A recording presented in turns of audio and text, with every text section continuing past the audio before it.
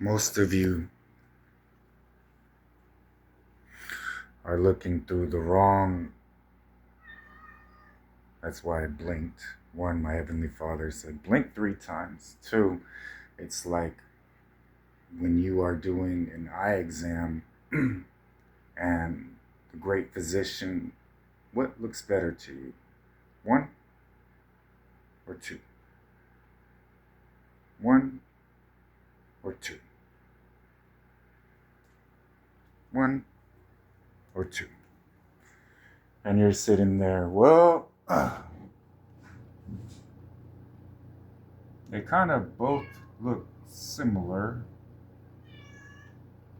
but now the physician understands more than you do.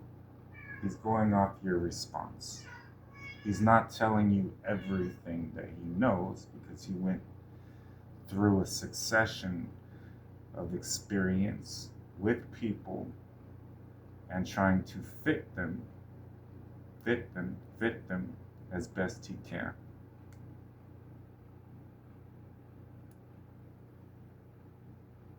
They shall not enter into my rest.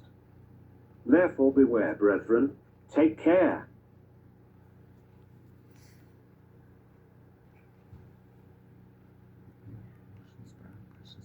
Right here.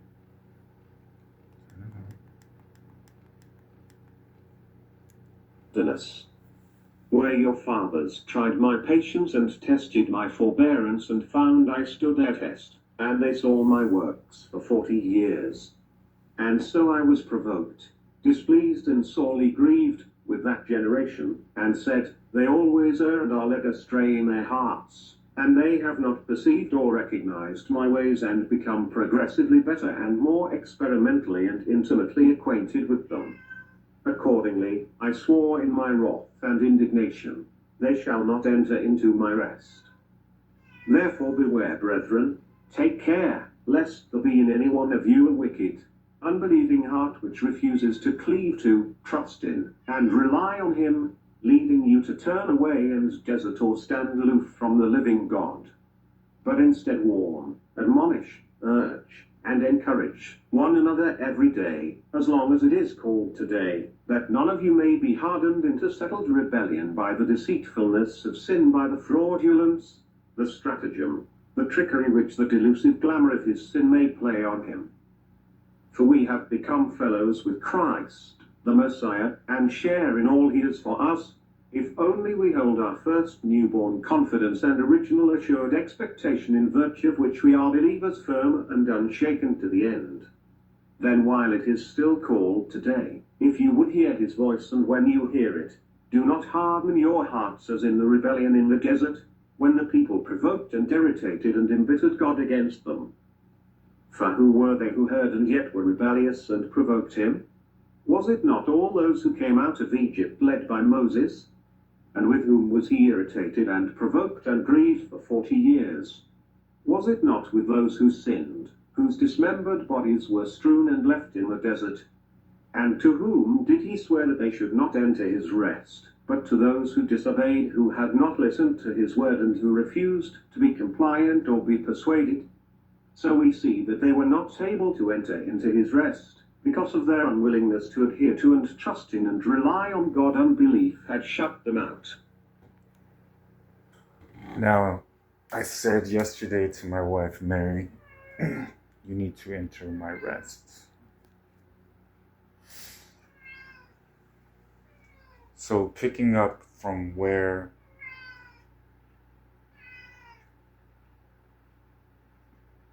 our experience has led us, as I stated in the beginning of this video,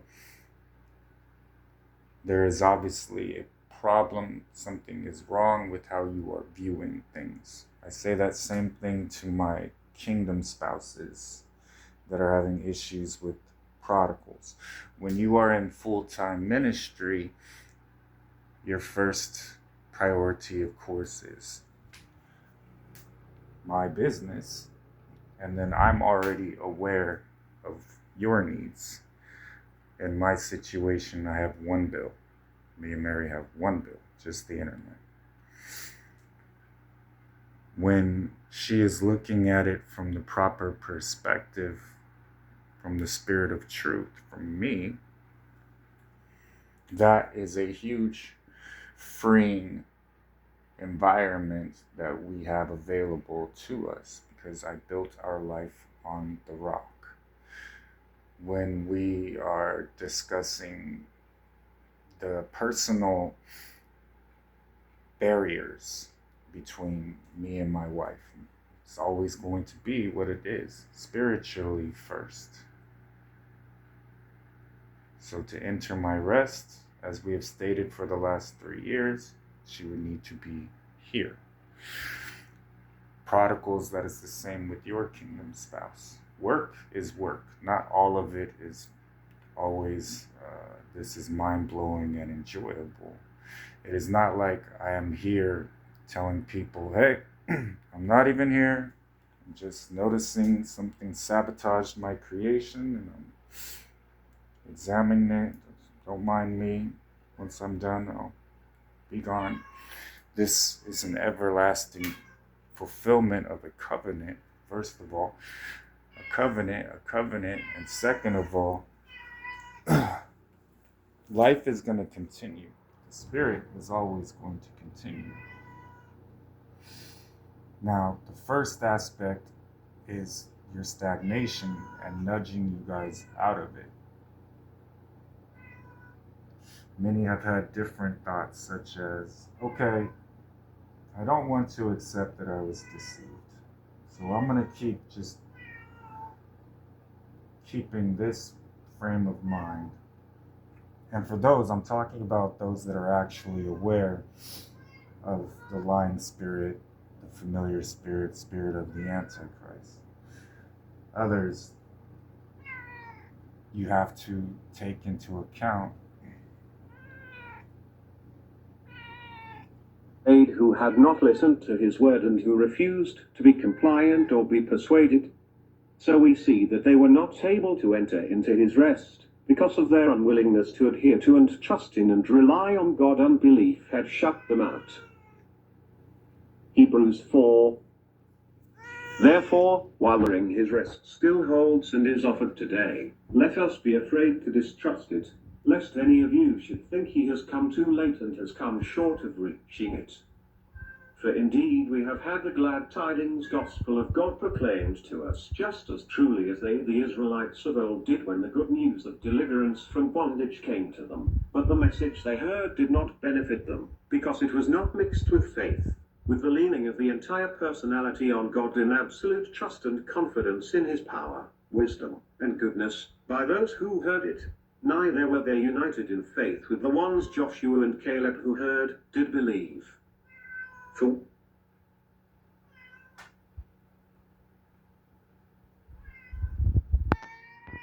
So as a parable, if it's not benefiting your life or disrupting what I'm trying to do in yours and it wants out, you let it out.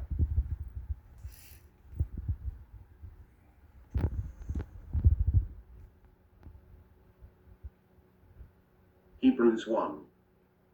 In many separate revelations, each of which set forth a portion of the truth, and in different ways God spoke of old to our forefathers in and by the prophets. But in the last of these days he has spoken to us in the person of a Son, whom he appointed heir and lawful owner of all things, also by and through whom he created the worlds and the reaches of space and the ages of time. He made, produced, built, operated, and arranged them in order.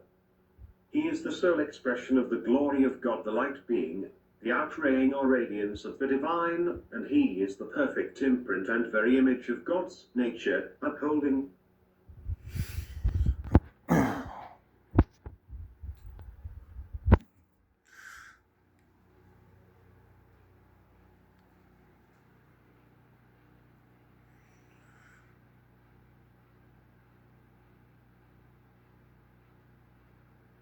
When you have 700 instances of something that you were told. You have 700 of them, and you were in rebellion. But you only have 39 times I have told you while you were in that rebellion, and you know me and you know my walk. You use that as evidence. This is the way I should walk in. This is the ancient path. I should walk in it. When you are letting my spirit lead you, we confirm that as well. I'm walking with my children that know my voice. Because at the end of this 2 months of grace, it's going to turn into what I had already foresaw. Because for me, 2,000 years is a day is like 1,000 years to the Lord. 1,000 years is like a day. To be here in person and be speaking to you is both an honor and a pleasure, but to get you the answer to your prayers, to keep the promise I made, to show you the true heavenly realm and how you were born again from it, and how it is needed for you to be sustained and happy in comparison to what you are used to. What you are used to is not going to change. It will only get worse to the point where you are in that category of, because I feel it's just and righteous to tell you exactly what I'm going to do. I do not change.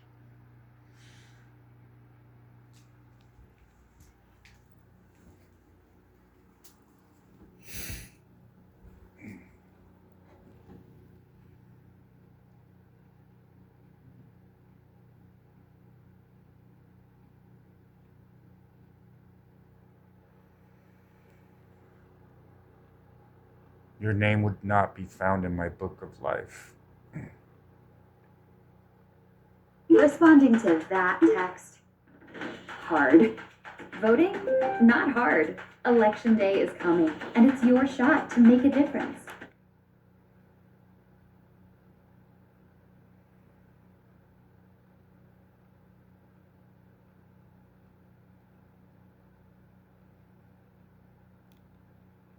It was not mixed with faith, with the leaning of the entire personality on God in absolute trust and confidence in his power, wisdom, and goodness, by those who heard it. Neither were they united in faith with the ones Joshua and Caleb who heard, did believe. For we who have believed, adhered to and trusted in and relied on God, do enter that rest, in accordance with his declaration that those who did not believe should not enter, when he said, "As I swore in my wrath, they shall not enter my rest."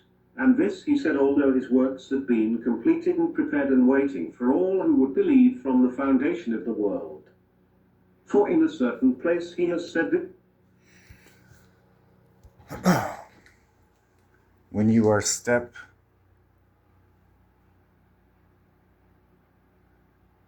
focused as your lifestyle and you understand the way, okay, what's the next step? Because you understand all of these unseen occurrences in your life, even to the minuscule parts of the thoughts that enter your mind, and what you are posturing your heart towards is what you are going to be desiring. If it is not me, you will inevitably fall into that category of, "Depart from me, I never knew you, ye workers of iniquity." So it's very important right now, and you are blessed because you have your kingdom spouse that is not a worker of iniquity. It may be new to you not being a worker of iniquity, but it will be refreshing at the same time because you will be assured you do not fall into said category. Perfect.